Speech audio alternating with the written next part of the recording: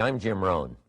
What a pleasure it is for me to come and visit with you for just a few minutes here today, tell you briefly a little bit about my story and share some ideas that might be beneficial. I've lectured in some high school classrooms in California and Arizona and some universities and colleges, Pepperdine University, San Diego State, Arizona State University. And so I've had a chance to talk to kids that are interested in themselves and interested in their future, interested in America, interested in what they can do with their lives, and listening to stories that might be beneficial. And I don't have a chance to, visit all of the schools and universities around the world, so this is a great chance for me by video to have a chance to tell you my story. Just briefly, let me tell you my story. I grew up in Idaho, farm country. My father still lives on the old homestead where I grew up, southwestern Idaho. He'll be 91 his next birthday, and I'm very proud of him. I went to high school. I graduated. I went to college 1 year. Halfway through my second year, I decided I was smart enough, so I quit. One of my major mistakes. I should have stayed in school. But I thought, heck, I'm smart enough to get a job. And back then I thought, that was it. If you're smart enough to get a job, what else would you need? Found out later, a big mistake. But anyway, I quit school at age 19, went to work. A little while later, persuaded a beautiful young lady to marry me with a lot of fancy promises. And fortunately for me, we got married. A little while later, I started my family. And I'm out there working hard, doing the best I thought I could. But year by year, I kept falling a little further behind, buying a little more than I could conveniently pay for on time. And the creditors are finally starting to call saying, hey, you told us the check was in the mail. I'm not feeling at all good about that. About age 25, I've got pennies in my pocket, I've got nothing in the bank, and way behind on my big mouth promises to my family, and wondering what could I do to make my life better. I was willing to work hard. That was not my problem. But I just wasn't making the progress I wanted to make. And then good fortune came my way. Sometimes it's difficult to describe good fortune, why something remarkable happens to you at a particular time. One of my friends says, well, hey, things don't just happen. Things happen just. And maybe that's it, I don't know. But my good fortune was I had a chance to meet a very wealthy man. His name was Mr. Schoaf, Mr. Earl Schoaf. A friend of mine had gone to work for him, and he started telling me about this man. He said, you got to meet this man. He's rich, but he's easy to talk to. And he's got a remarkable philosophy of life. And he kept going on, and I thought, well, I've got to meet this man. So shortly after that, I had a chance to meet this Mr. Schoaf, and I was impressed. He was rich. He was easy to talk to. Within a few minutes, I was dazzled. And I said to myself, I would give anything if I could be like that, rich and easy to talk to. What would it take? And then I thought, if I could just get around somebody like him, and if he would teach me and coach me, I would do it all.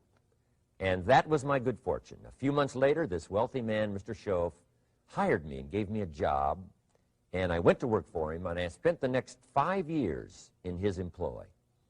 And then, unfortunately, at age 49, he died. But I got to spend 5 years with this remarkable man, his last 5 years of his life, and the first 5 years of my new life. And my dream came true during that 5-year period. This man took the time to teach me and coach me. He taught me the books to read. He taught me the disciplines, and he taught me the skills. And he taught me the changes to make in my language and personality. And the things he shared with me during that 5 years changed my whole life. Changed my income, changed my bank account, changed my future. I've never been the same. By the time I was 31 years old, I was a millionaire. So he taught me economics as well.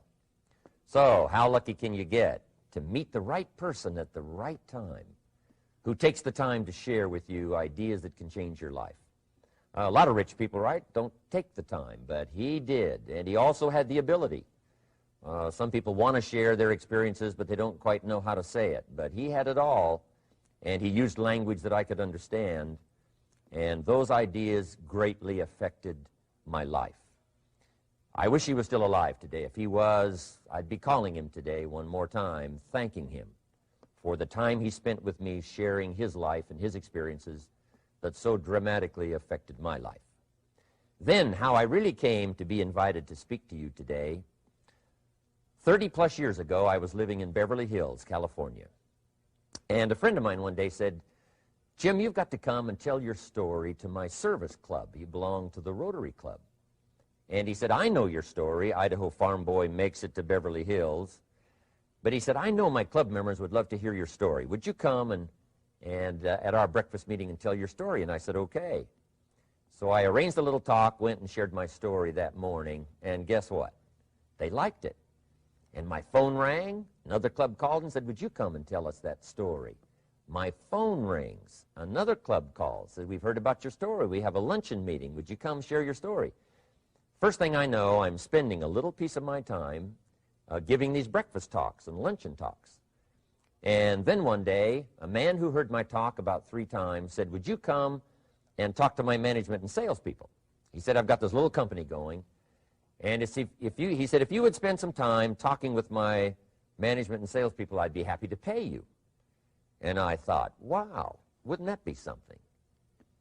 Tell my story and my experiences and get paid? He said, "I'd be happy to." Little did I know, that was the beginning of a whole new, brand new adventure for me in sharing my story in speeches and talks and seminars and lectures.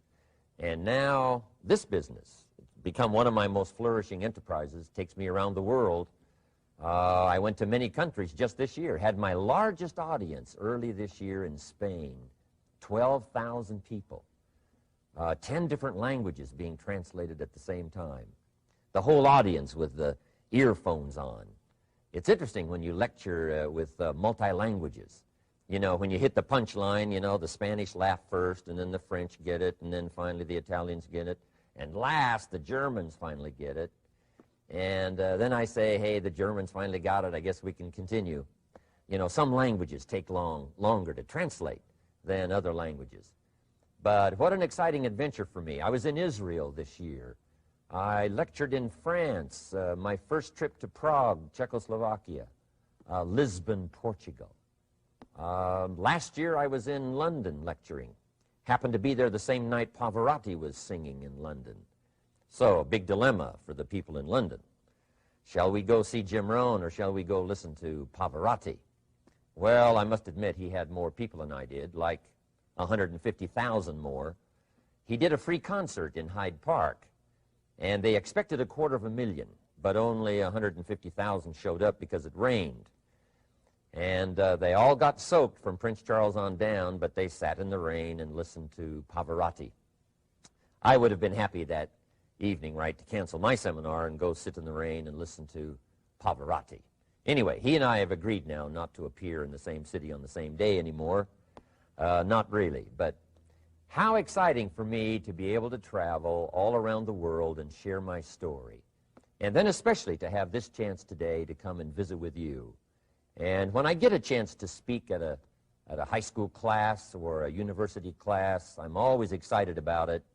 I'm limited in time, so I wanted to use this way to come and share my story with you and some ideas that might be helpful in your career for the future, in your now busy life as a student, and then wherever you find yourself in the years to come. Some of the things I'm going to share with you, I want you to remember for a long, long time, because the ideas I want to translate for you drastically affected my life. And if I can share now and affect your life, and you write me a letter or tell me in person someday, "Mr. Rohn, I listened to your video and I watched it carefully, and sure enough, some of the ideas that you shared greatly affected me, and here's what's happened to my bank account, here's what happened to me in school, here's what's happening to my future," that'll give me great, great satisfaction. So the man who shared with me ideas that changed my life, I want to share with you 3 of those basic subjects. When I met him, I was 25 years old, and when I first got acquainted with him, I used a lot of excuses as to why I wasn't doing well. And he said, "Well, tell me a little bit about your story." And I told him, you know, I was behind on my bills, had pennies in my pocket and nothing in the bank, that I was embarrassed about being behind on my big mouth promises to my family. And then he gave me one little simple phrase that really forever changed my life. And here's what he said: Mr. Rohn, if you want the future to change for you, you've got to change. And he said, if you don't change, the next 6 years of your life is going to be just like the last 6. You'll still be behind on your bills. You'll still be behind on your promises. But then he gave it to me in the form of a promise. When I was 25 years old, I've remembered it all these years, and I've shared this promise now with probably over 3 million people in the last 30-plus years. And it's going to be valid for you, so listen carefully to this promise. My teacher said to me, young man, if you will change, everything will change for you. If you will get better, everything will get better for you. What a clear message that was for me. He said, if you'll change your philosophy, if you'll change your habits, if you'll refine your thinking, if you'll change and accept some new disciplines, if you'll turn the corner where you've been in the past, go for a new life for the future, he said, all kinds of remarkable things will happen for you if you will change. Before I met Mr. Schoaf, I used to cross my fingers and say, I sure hope things will change. I was hoping the government would change and the tax structure would change and that my boss would change and pay me more money. I was hoping that, economics would change and prices would come down. And I was hoping that circumstances would get better. And then I discovered from my teacher that those things are going to continue the same. In fact, all of those things that happen to us is kind of like the wind that blows. And the wind blows on us all. In fact, in America especially, the last 6,500 years of recorded history, we've got probably the most favorable wind that's ever blown. Economics and circumstances, living in a free country, democracy and freedom, an excellent economy. Sure, we struggle at times, but compared to the rest of the world in the last 6,500 years, we've got the best wind ever. But if you just let the wind blow, I'm telling you, it won't take you where you want to go. All of us must use this wind to take us to the dreams we've got, to the equities we want, to the money we want, to the income we want, and to all the things we want our life to have. This is where we want to go, and we've got a good wind, but we must not leave our future just to the wind, just to the economy, just to the structure of the way things are happening today. Here's what we must learn to do, and that is set a good sail. And if you'll learn to set a good sail, and that's what my teacher taught me in those early days. He said, Mr. Rohn, the wind is going to blow however it's going to blow. Politics are going to be politics, and the economy is going to be the economy. And however it turns out, that's the way it's going to be. What you must learn to do is not to wish for a better wind. That's naive. The key is to wish for the wisdom and the skills and the learning so that you can set a better sail. And so that's what I did at age 25. I went to work not on the economy. I went to work not on the community. I didn't go to work to try to change the government. I didn't go to work to try to change my boss or the company. I didn't go to work to try to change circumstances. I went to work to try to change myself. And I picked up that promise my teacher shared with me, that if I would change, my income would change. If I would change, my bank account would change. If I would change, my future would change. And sure enough, his promise came true for me. The first 6 years of my economic life, I wound up broke. Those pennies in my pocket, nothing in the bank, behind on my promises. The second 6 years of my economic life, I wound up rich. But interestingly enough, the second 6 years of my economic life, the government was about the same and the economy was about the same. The companies were about the same. What they paid was the same. Circumstances around me were the same. My negative relatives were the same. But I was not the same. That's how my life changed. And that's how things started working for me, changing my life all those years ago. So that's what I wanted to share with you to begin with, this beginning of what Mr. Schoaf shared with me, that if I wanted my life to change, this was what I was going to have to do. And so he broke it down into 3 subjects that really made an impact on my life, and I want to share those with you. The first subject he called personal development. And the second subject he called setting goals. And the third was how to become financially independent. And I'd like to give you just a few clues from those three major subjects that so dramatically affected my life. And let's get started. The first one is personal development. Now, in illustrating personal development,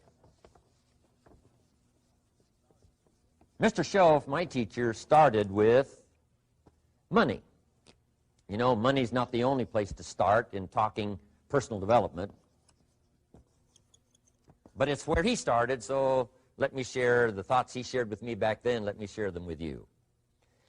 Here's the best lesson I can give you on economics. It's very simple. We get paid for bringing value to the marketplace.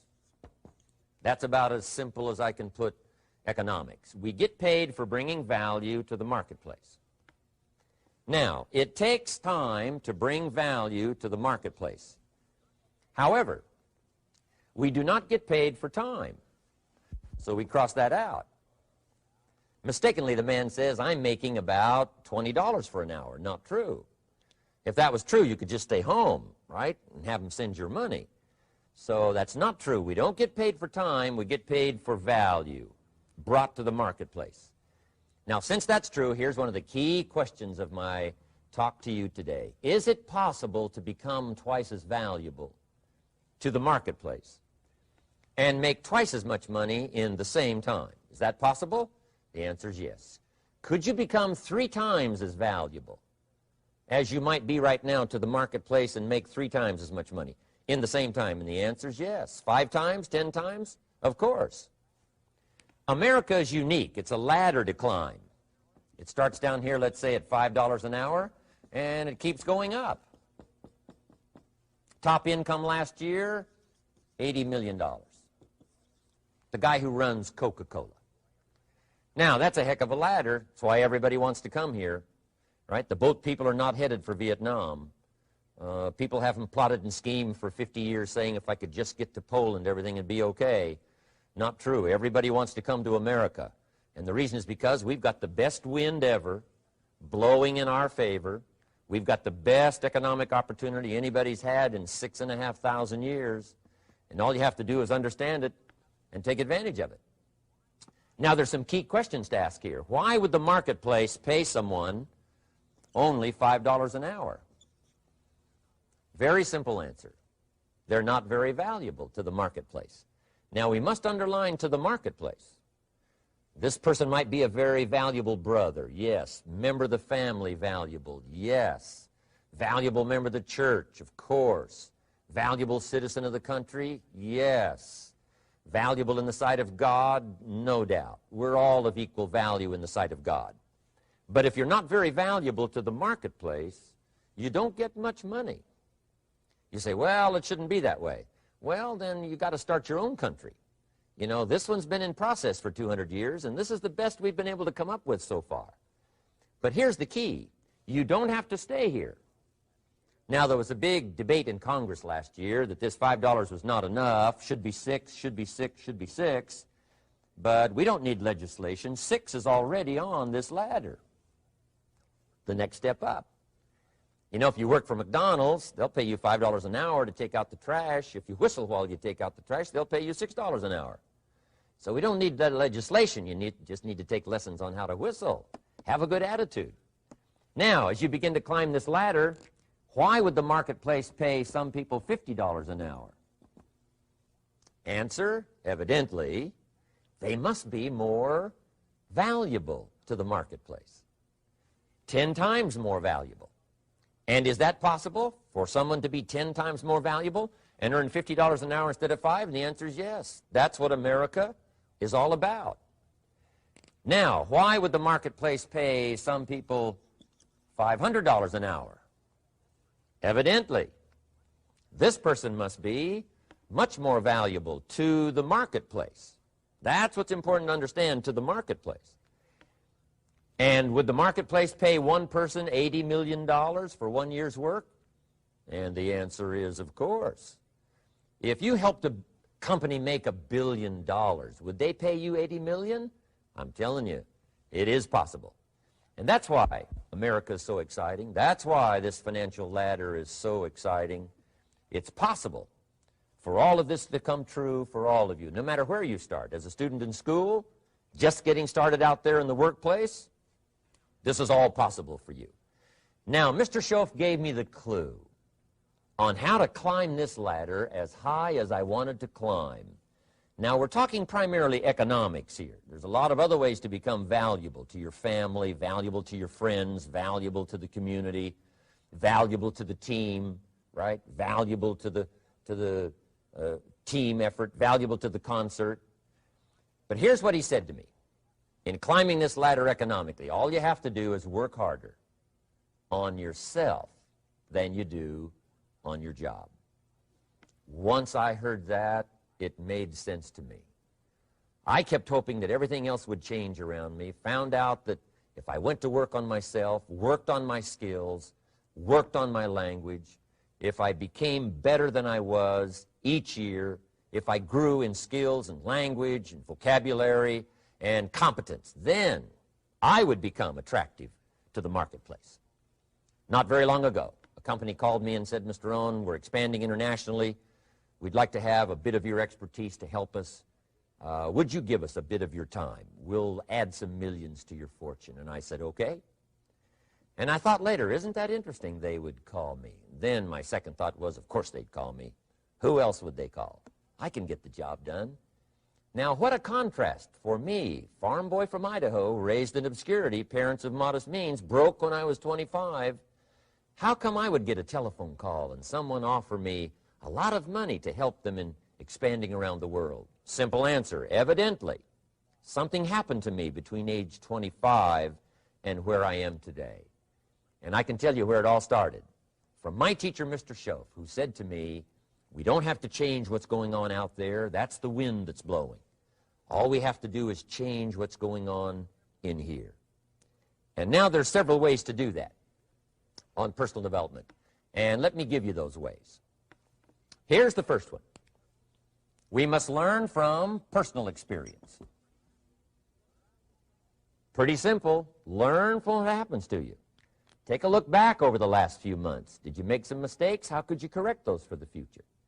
Take a look back over the last year. Have you done it right or done it wrong? Let's correct it for the next year.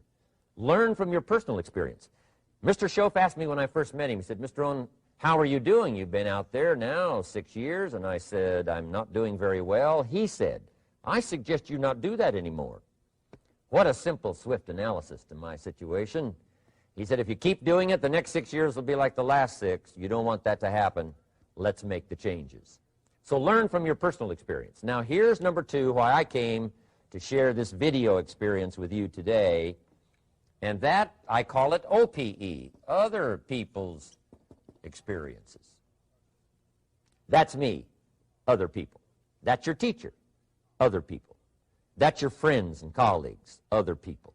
The people you meet that can pass along to you their experiences, what's happened to them, the mistakes they made, how they corrected them, how they changed their health and changed their bank account and changed their income and changed their future. That's it, other people. Now, there's 2 kinds of people to learn from. One is failures. It's too bad failures don't give seminars, right? That would be valuable. Bring your notebook. Have them tell you how they lost it all and threw it all away, threw their health away and threw their friendships away and things didn't work out well. That would be valuable. But now then we must also learn from positive, people that have done well. They've got the health, and so we ask them, how did you become so healthy? They've got the skills, so we ask them, how did you become this skillful? They've got the income, so we ask them, how did you get here in such a short period of time? So now here's what's important in personal development. In learning from other people, we learn, number 1, by observation. We learn what we see. We watch people that are successful in what they do. In sports, we watch their disciplines. In business, we watch their disciplines. By observation, what we can see. The reason I created this video was something that you could see someone's experiences translated for you. Second, we learn by what we hear. I've got some of my lectures on cassette tapes, so you can take them with you wherever you go and learn by listening. Turn your car into a mobile classroom and listen. And then listen to the sermon on Sunday morning. Listen to the lectures. Listen to the teacher. Listen to someone who's got something good to say. And then number 3 is vitally important on personal development, and that is read all the books you can possibly read in your lifetime. Mr. Schoaf got me started on my library. I've got one of the better libraries. Haven't read everything in it, but I feel smarter just walking in it, my library. At least I was smart enough to buy it. Now I got to be smart enough to read it. And then, of course, I got to be smart enough to decide what's valuable and then do it. But this one is very important. Become a good reader. Some books that helped change my life. Mr. Schoaf recommended, of course, the Bible. And my parents made sure I was a pretty good scholar by the time I was 18. That's been so beneficial for me, drawing from those illustrations, reading about those stories, people who made it and people who didn't make it, and what the difference was. And then other books that helped to really change my life. One called Think and Grow Rich by Napoleon Hill. And then a book that helped me become financially independent by the time I was 31. And that book is called The Richest Man in Babylon by George Clason. And I'm going to share a little bit of that book with you when I get to financial independence today, our 3rd subject. But I started reading the books, attending the classes, making sure that I got in front of people that had something good to say. And then I started keeping a journal. One of the major things my teacher taught me was to keep a journal. He said, don't trust your memory. If you hear something good, just make a little note and write it down. Now, at first I took, notes on pieces of paper and torn off corners and backs of old envelopes. And it didn't serve me well, thrown in a drawer. Then I learned to keep a journal, a bound copy of all my notes. So I would suggest you do the same. Things that impress you, a poem that impresses you. When you attend a class, some of the ideas that impressed you, jot them down. You read something in a magazine, right? Some ideas. Take those out, put them in your journal. Keep a good journal the rest of your life. This will serve you well. My journals make up a significant portion of my own library. And if you saw my library and saw my journals, I tell you what you'd have to say. This is the library, and these are the journals of a very serious student. No wonder Mr. Rohn is invited to lecture and speak on his experiences around the world. So I want the same thing to happen to you. Value captured that you can resort to later, go back over it and review it, and let it become valuable to you. So that's my first subject, personal development. Work harder on yourself than you do on your job. Develop the skills. Learn the lessons. Take the classes. Absorb all that is being taught to you these days. And then later on, of course, you can sort it out, what's valuable to you and how to refine it for your business and for your life and for your future. But the main thing is to get it and start this process of personal change, personal development. And let me say it one more time. If you will change, everything will change for you. You'll never be the same. You'll keep growing.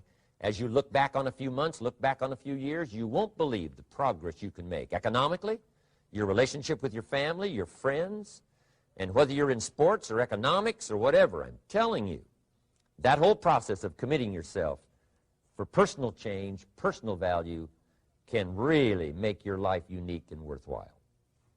Now let's cover the second subject, on setting goals. Mr. Schoaf gave me some tips on setting goals that changed my life forever. And I want to share those with you.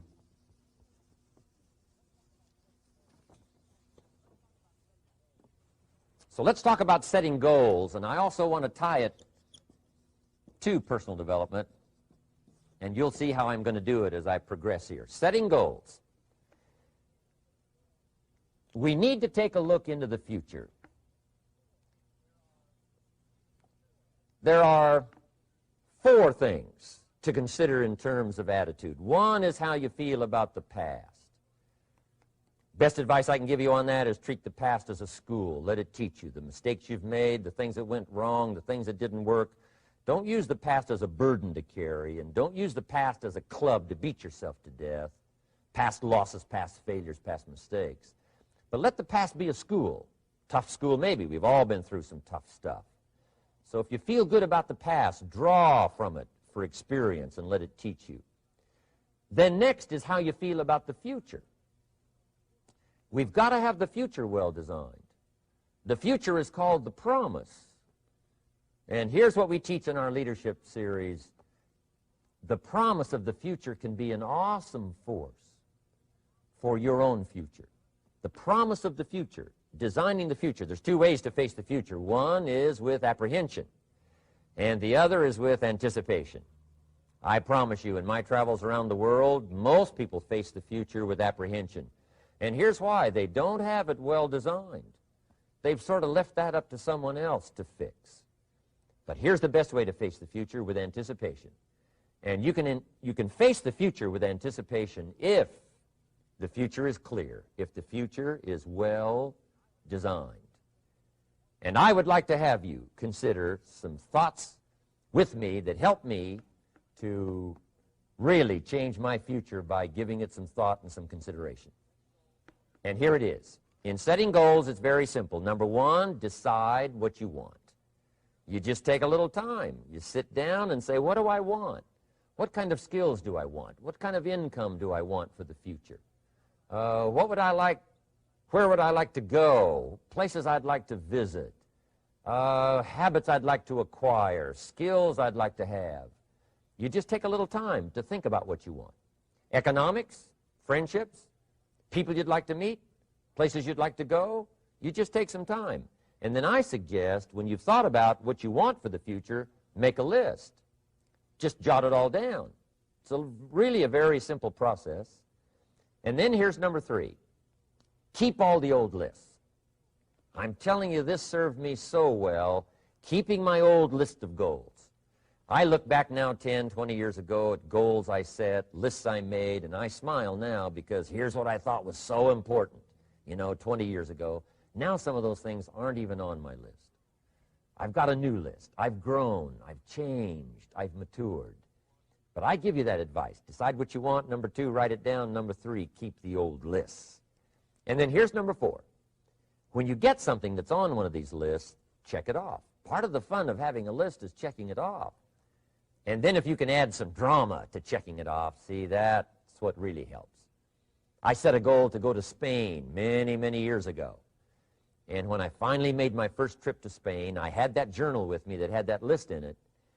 And while I had my journal on my lap, waiting for the wheels to touch down in Madrid, I waited until the wheels touched the runway, and I checked it off, just adding a little drama. So part of the fun of having a list is checking it off. Now, here's what's important about the lists and designing your future. If the future gets clear, the price gets easier. Because you got to remember, for every promise, there's a price to pay. Everybody's got to pay the price. Everybody's got to do the deal. Everybody's got to do the disciplines. Everybody has to pay. But here's what I've discovered. If the promise is clear and powerful, the price is easy to pay. The price is some classes. The price is a few books. The price is a few disciplines. The price is finding something that'll make your life better, make you grow, make you change, make you develop. So the first part of the key is to design the promise. Then, what is the price to pay? I'm telling you, the price will be easy. Anybody in my audience can pay it, no matter where you are, where you come from.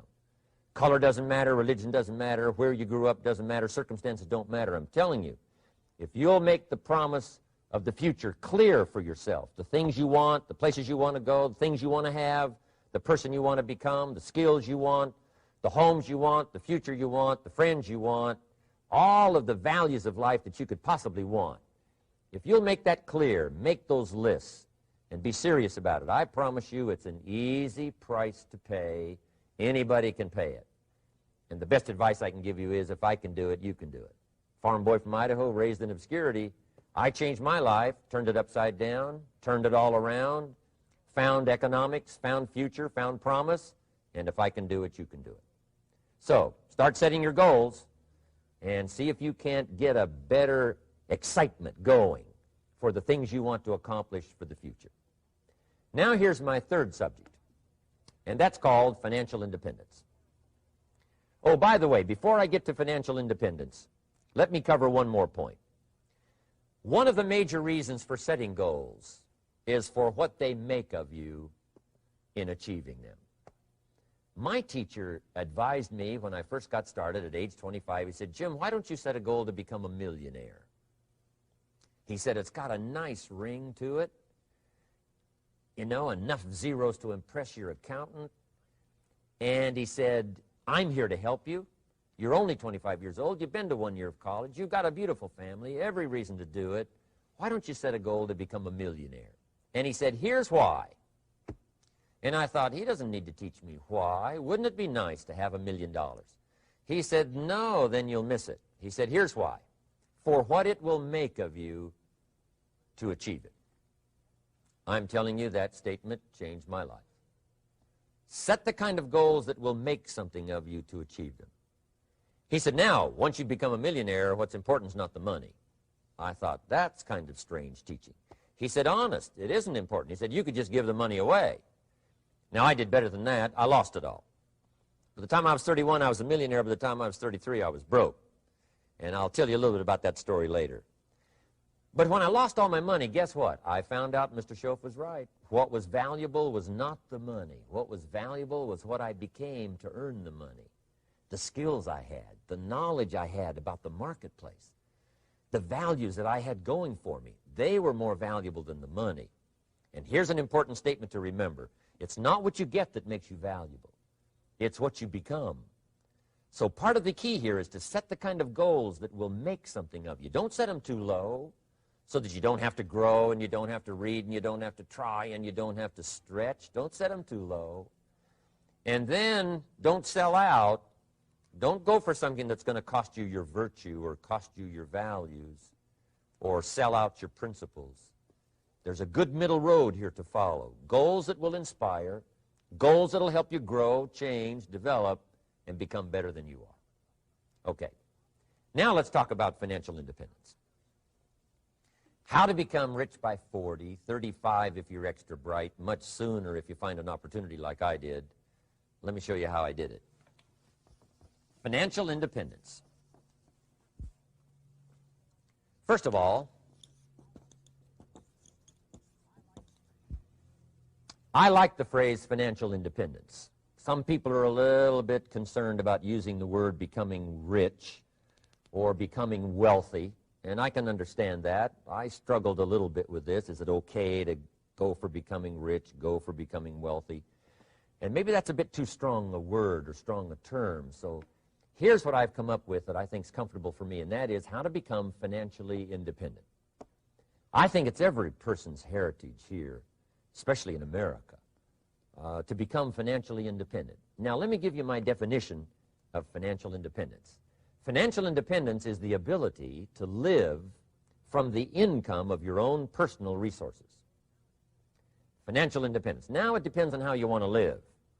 If you need $2,000, $3,000 a month, if you need $4,000 or $5,000 a month, if you need $10,000 a month, some people may need, $100,000 a month. But whatever you would need to live, and you could earn that living from the income of your own personal resources, that's what I call financial freedom, financial independence. And let me show you how to acquire it.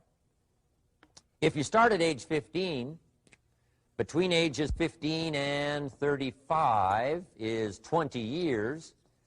And in my personal opinion, based on my own studies and my own experience, 20 years, in my opinion, is enough time to become financially independent.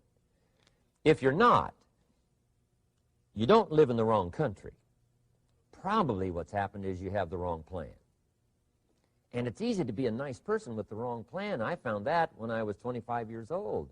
I was broke at age 25, and I was a nice guy. You would have liked me. But I'm telling you, my plans up until then, especially my financial plan, left me broke. I totally changed it the next 6 years, and I became financially independent. So I know what I'm talking about. It is possible in a reasonable amount of time, 15 to 35, whatever, 20 years' time, enough time. You can do it in a much shorter period of time, like I did if you want to. But this is a reasonable enough time. But here's number one. First of all, you got to have the right philosophy. Philosophy is our ability to gather knowledge and sort through it and decide what's valuable.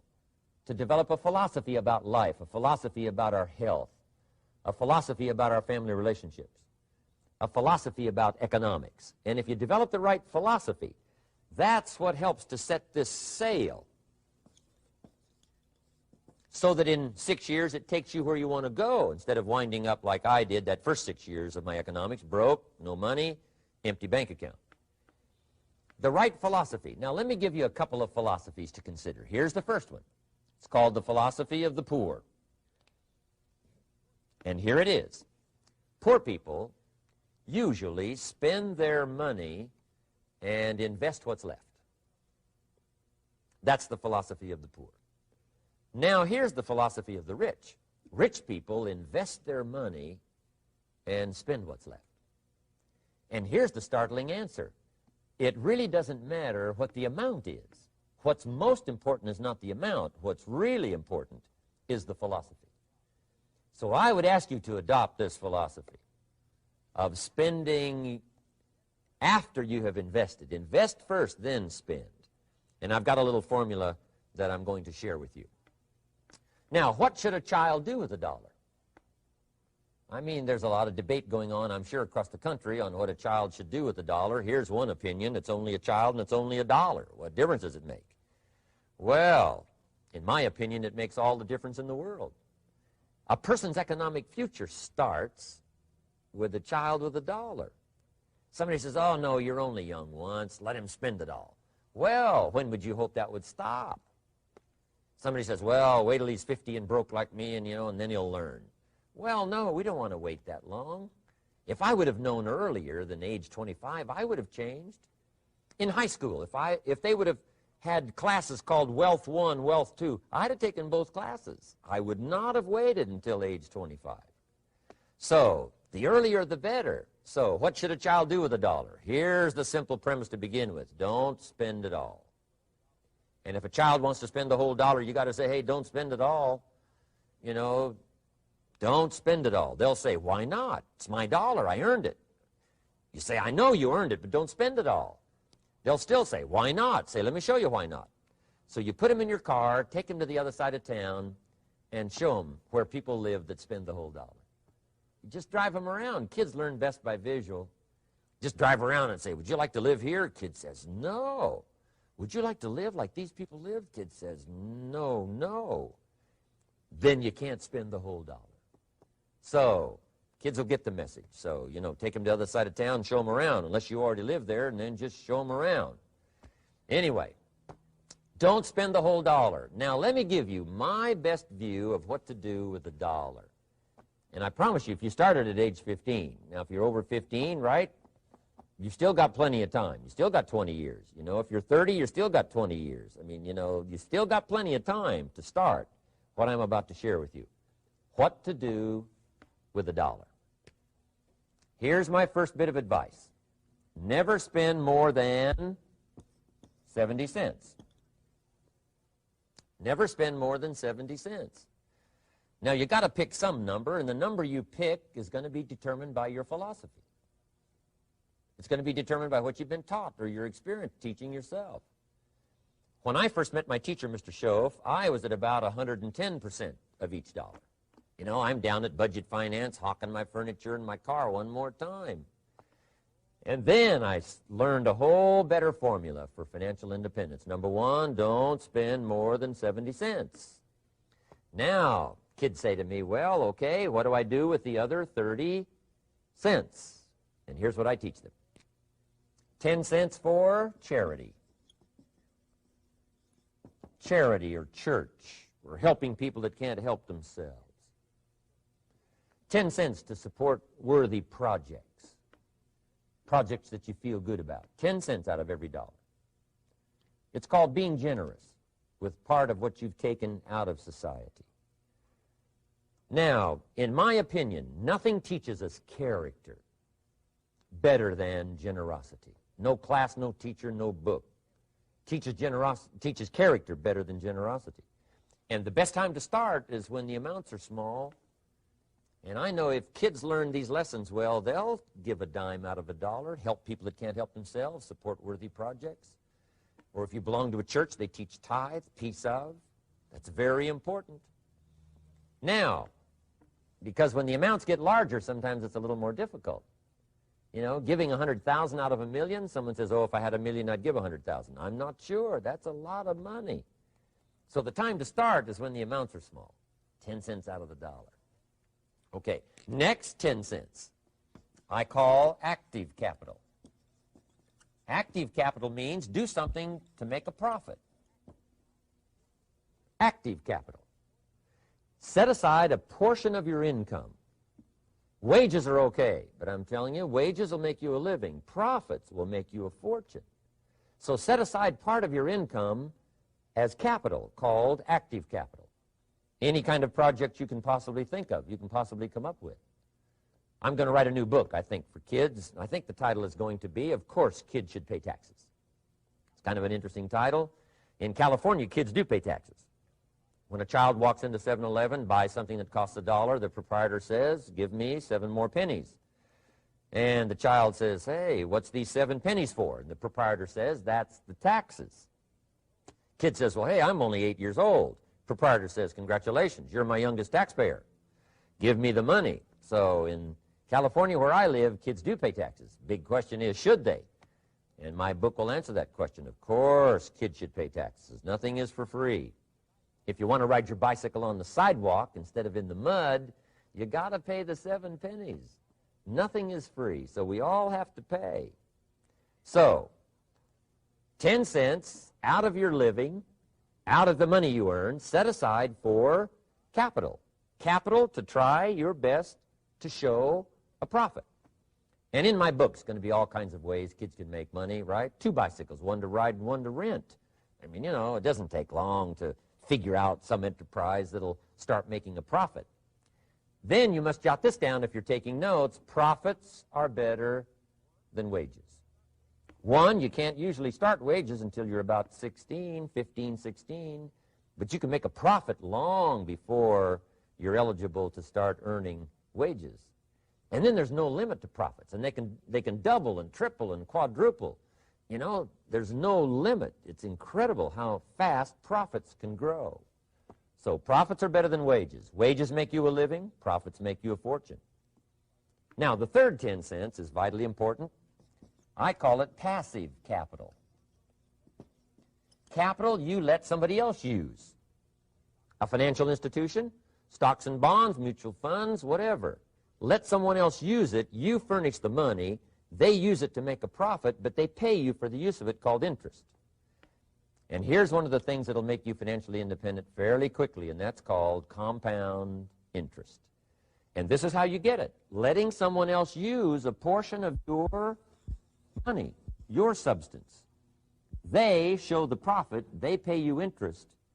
And this passive capital, I'm telling you, over a sustained period of time, if you'll develop this little 10, 10, 10, and 70, especially starting at age 15, I'm telling you, by the time you're 35, you will be financially independent.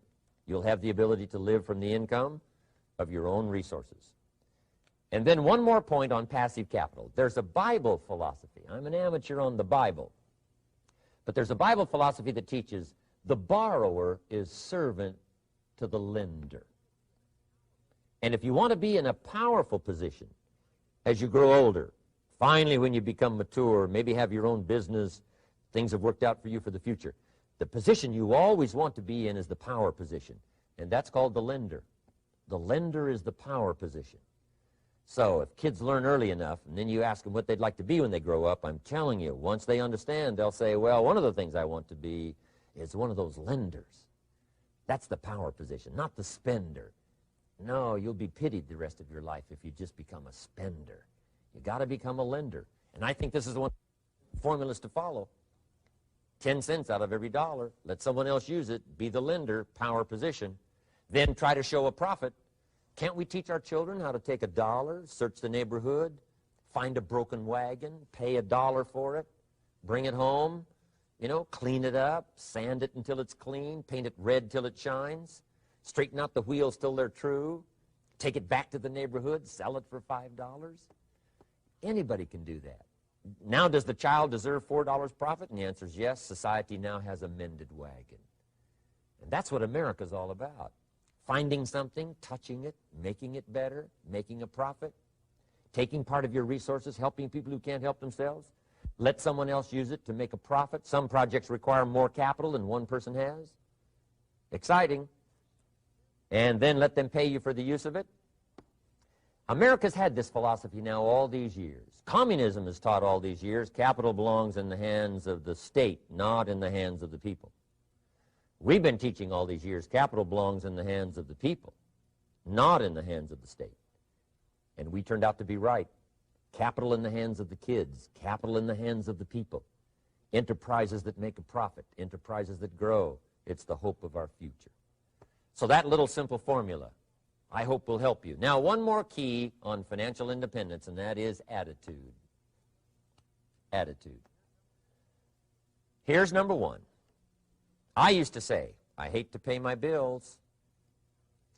My teacher straightened me out on that. He said, let's see, Mr. Rohn, what you hate to do is pay $100 on an account and reduce your liabilities and increase your assets. I said, well, no, not if you look at it that way.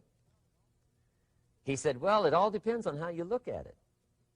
So wouldn't you love to pay your bills, reduce your liabilities, increase your assets? You got to have that kind of attitude. I found out the same attitude about taxes. I used to say, I hate to pay my taxes. And Mr. Shove said, well, that's one way to live. But don't you understand? Taxes is how